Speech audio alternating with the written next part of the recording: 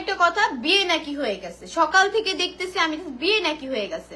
ভাই ওদেরও একটা ফ্যামিলি আছে, আমাদেরও একটা ফ্যামিলি আছে, তো এইসব আজাইরা নিউজ আপনারা কেন বানান? যদি বিয়ে টিয়ে হয় এটা কি কখনো প্রাইভেট রাখা জিনিস? বিয়ে কি কখনো খারাপ জিনিস যে এটা আমি প্রাইভেট রাখবো, লুকিয়ে রাখবো?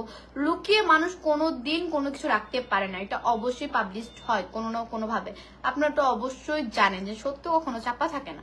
তো বিয়ে করলে এটা অবশ্যই আপনারা জানতেন, বিয়ে হয় নাই, কিছু হয় নাই, মনে করেন আখির সাথে বাপ্পি ভালো একটা বন্ডিং, ভালো, এটা আমরা আমরা আমরা জানতাম। আমাদের সাথে আমাদের একসাথেই আমরা ভিডিও করতাম, আমি পাশে থাকতাম, আমাদের ওর সময় একটা গুড বন্ডিং ছিল। বাট এরকম না যে আসলে মানে চুরি করে গোপনে বিয়ে করে ফেলতে হবে, এই ধরনের কোনো রিলেশন হয় নাই। তো যখন দেখলাম যে যে আপনাদেরই অনেক বেশি ঝামেলা, আপনারা অনেক বেশি প্রবলেম করতেছেন, ওর ভিডিও গুলা নিয়ে অনেক ধরনের কথাবার্তা বলতেছেন, দেন বাপ্পি স্টপ করে দিছে। আমরা বলছি যে বিষয়টা স্টপ থাকুক, দরকার নাই এটা নিয়ে আর কন্ট্রোভার্সি করার। কজ সবাই সবার লাইফে হ্যাপি থাকা দরকার।